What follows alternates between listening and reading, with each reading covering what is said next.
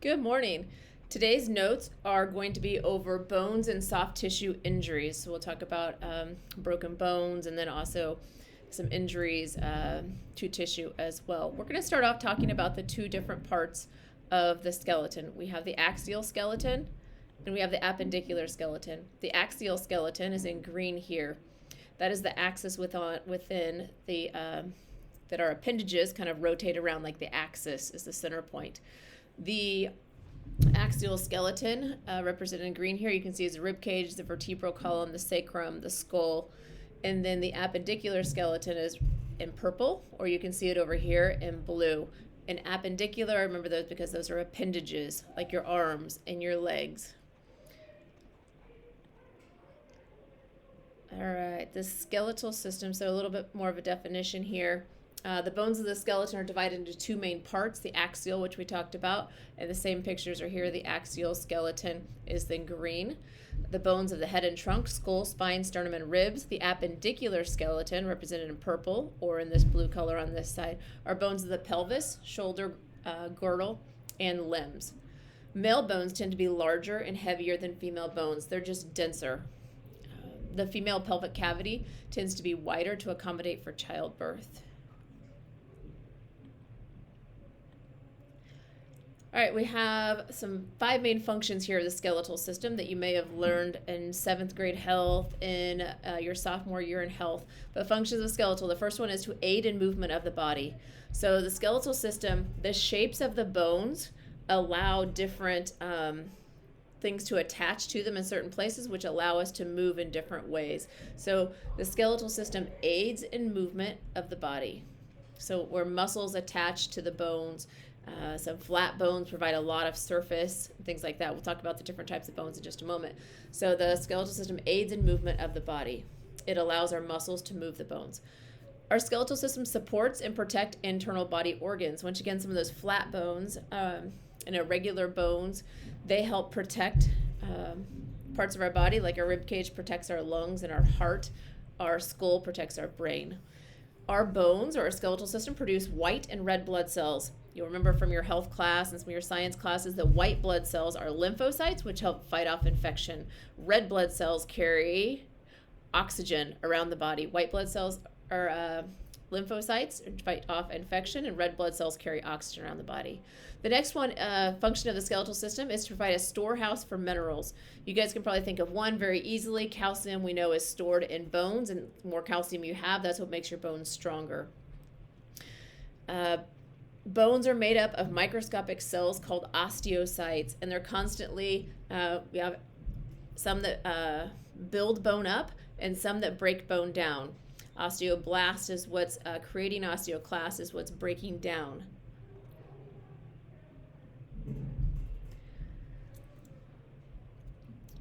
Have you ever had a broken bone before? If you were in class, we'd share all the broken scar stories, our broken bone stories here. I know Mr. Snow had shared a story about punching a concrete or punching a floor. I had shared a story about my volleyball coach breaking my finger, and I think I had talked about some other fingers that were broken as well.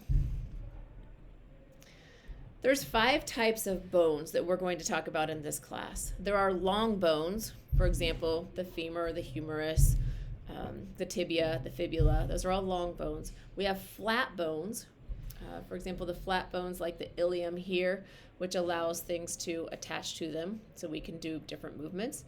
We have irregular shaped bones like the vertebrae here. We have short bones like our tarsals and our carpals in our hands and feet. We have sesamoid bones. A sesamoid bone example would be, there's not a picture on this one, I think there is on the next slide, but the patella is a sesamoid bone. The degree of movement at a joint is determined by the bone shape and the bone structure. So when we talked about different types of joints here in just a minute, that the shape of the joint is what allows for different movement. So in our shoulder, a ball and socket joint, we have a lot of movement. We have a lot of range of motion in our shoulder. In our elbow, we don't have quite as much range of motion as we do in our shoulder.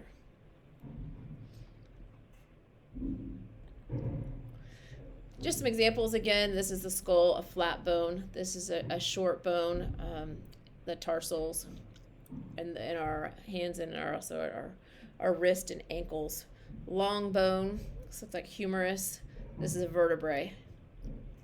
So 5 types of bones. All right, as we move forward, there are some photos that may be hard for some of you to view. So if you feel like you're going to be sick, please just do not look at these pictures, and I'll try to move on and off of them fairly quickly. All right, so the first one, injuries to bones, we're going to talk about fractures. We're going to talk about 6 types of bone fractures. The first one, fracture, or FX, is classified by the degree of injury to the bone. So 6 types. The first one is a simple fracture. This can be complete or incomplete. So complete, it's going to go all the way through the bone, or it could be incomplete, that it goes mostly through the bone but not all the way through. Broken ends of bones do not penetrate through skin. It's just it's a fracture. So right here, just as we would think of as a broken bone or as a fracture.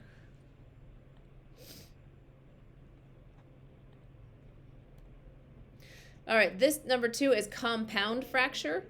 Compound fractures are fractures, and the end of the bone does penetrate through the skin. There's a chance of bone infection here. There's a Kevin Ware video. You can probably find that on YouTube as well. Yeah. I was trying to get off of that one quickly for you. A green stick fracture is the 3rd type of fracture. This is an incomplete break. So if you were to, it's fall right now, if you were to go outside and a twig was on the ground that had been on a tree, had fallen out, and you were to snap that twig and it's still alive, it's still green, the green stick fracture, it would fracture, it would break something like this. Adolescents, young children, their bones are still kind of pliable, kind of bendy. So when that bone it bends a little bit. If it goes too much, then it's going to be a green stick fracture, and that looks like this type of fracture. Number 4 is a comminuted fracture. A comminuted fracture is there's some type of blunt force trauma, something extreme has happened, hit this bone, as you can see in these x-ray images here. A comminuted fracture is a fracture that splits into at least 3 pieces. So it could be more, but it needs to be at least 3 pieces. You can see this is a lot of pieces of this bone here. That is an extreme comminuted fracture in this x-ray. Next one is a stress fracture. Stress fracture is a fracture. It's an incomplete break due to overuse, poor muscle balance, or lack of flexibility. There could be weakness in the soft tissue. There could be biomechanical problems that are causing this stress fracture to happen. Shin splints left untreated can cause a stress fracture. And we talked about early on in the semester, the difference between shin splints. People will kind of say, oh, it kind of hurts up and down here. If there's one hot point, hot spot, that's kind of your red flag for there may be a fracture point, a stress fracture. And stress fractures, here's one on the tibia.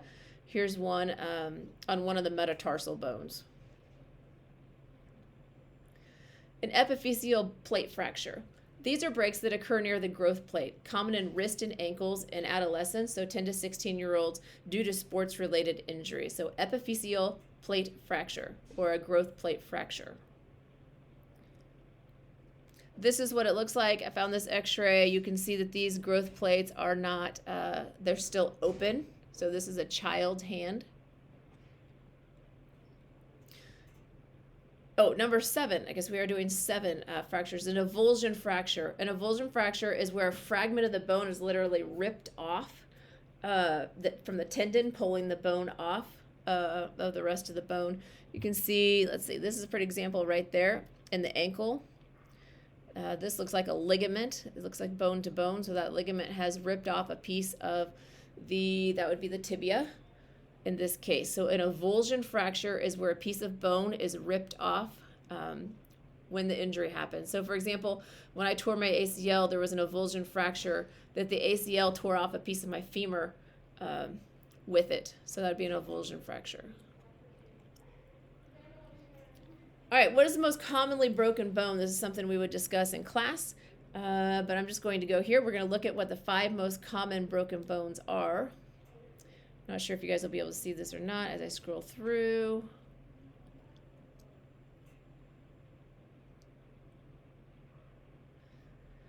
The first one, most commonly broken bone, is the clavicle. Any type of fall injury, The clavicle is a very easy bone to break, very common. And so there's clavicle number 1. Broken arm. So this could be the radius or ulna, and also the humerus. So 50% of broken bones in adults are in the arms.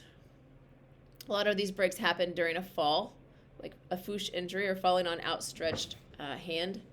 The next is a broken wrist, the third most common. It's the most common part of the broken part of an arm.